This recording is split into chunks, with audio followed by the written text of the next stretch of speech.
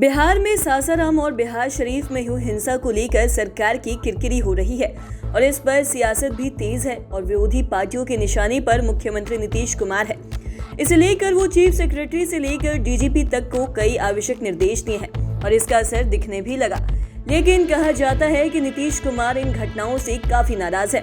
वो कानून के राज स्थापित करने के लिए जाने जाते हैं और क्राइम से लेकर भ्रष्टाचार तक वो जीरो टॉलरेंस की बात करते हैं। ऐसे में जब लोक सेवा आयोग की 75वीं वर्षगांठ के कार्यक्रम में वो पहुंचे तो उनकी नाराजगी चीफ सेक्रेटरी आमिर सुबहानी पर दिखी। पद खाली से लेकर प्रश्न पत्र लीक होने तक पर नीतीश कुमार ने चीफ सेक्रेटरी को सुनाया। तो वहीं आपको बता दें कि उन्होंने बिहार शरीफ और सासाराम की घटनाओं पर कहा कि मुझे इस तरह की घटना से काफी तकलीफ हुई है। ऐसे में बिहार के चीफ सेक्रेटरी के पद पर तैनात आईएएस आमिर सुबहानी के बारे में बताएंगे। सबसे पहले बात करते हैं 5वें नंबर की। आमिर सुबहानी आज किसी परिचय के मोहताज नहीं है। उन्हें तेज तर्रार आईएएस के रूप में गिना जाता है और सबसे गौरव की बात यह है कि आमिर सुबहानी बिहार के ही हैं। इनका मूल रूप से सिवान जिले के बरहड़िया प्रखंड स्थित बहुआरा गांव के रहने वाले हैं और इनकी स्कूली शिक्षा भी गांव से ही हुई है। तो वहीं आपको बता दें कि इन्होंने बरहड़िया के जीएम हाई स्कूल में मैट्रिक तक की पढ़ाई पूरी की। ये पढ़ने में शुरू से ही काफी ज्यादा मेधावी थे। स्कूल के टीचर भी कहते थे कि ये लड़का आगे चलकर कुछ जरूर बनेगा।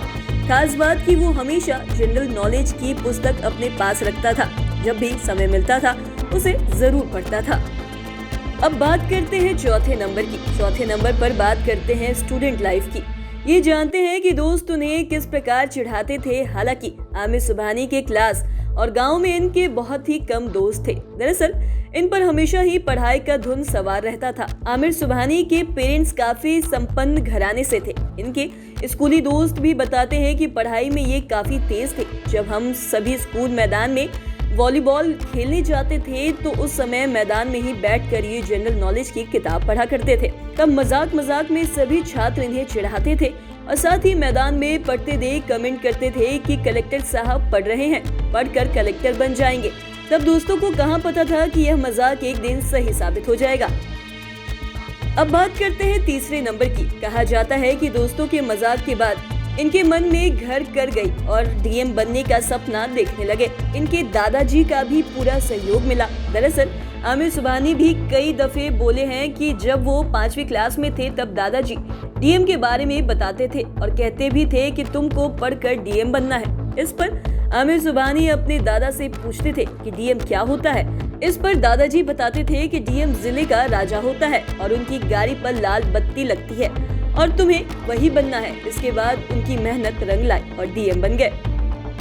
अब बात करते हैं दूसरे नंबर की। इतना तो आप जान ही गए हैं कि आमिर सुबहानी पढ़ने में बचपन से ही तेज थे और दोस्तों के मजाक साथ ही साथ दादाजी के समझाने के बाद इन्होंने यूपीएससी एग्जाम को क्रैक किया। लेकिन खास बात कि आमिर सुबहानी 1987 बैच के यूपीएससी एग्जाम के टॉपर रहे हैं।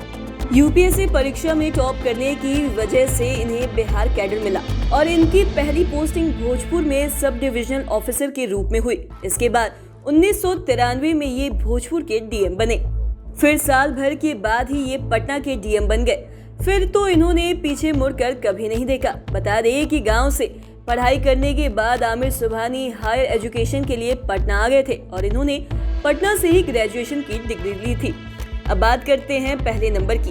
भले ही कुछ तत्कालीन कारणों से मुख्यमंत्री नीतीश कुमार ने अपनी नाराजगी उन पर जाहिर कर दी, लेकिन माना जाता है कि नीतीश कुमार आईएएस आमिर सुबहानी को काफी मानते हैं और मीडिया रिपोर्ट्स की माने तो आमिर सुबहानी की गिनती नीतीश कुमार के बेहद करीबी और ताकतवर अधिकारियों में की जाती है। वो कई जिले में डीएम भी रहे हैं और पटना में भी अच्छे पदों पर उनकी तैनाती रही है।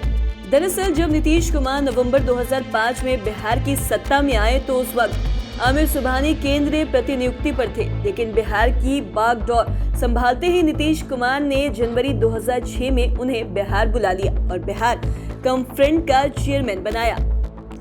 महज 6 माह के बाद जून में उन्हें प्रमोट कर ज्वाइंट सेक्रेटरी बना दिया गया। 2 साल बाद यानी कि 2008 में वो अल्पसंख्यक कल्याण विभाग के सचिव, फिर 2009 में बिहार के गृह सचिव बने और इसके बाद सामान्य प्रशासन विभाग में उनकी तैनाती हुई और 31 दिसंबर 2021 में ये मुख्य सचिव के पद पर तैनात है। तो आज के इस वीडियो में इतना ही। अगर आपने अब तक हमारे चैनल को सब्सक्राइब नहीं किया तो तुरंत कर ले।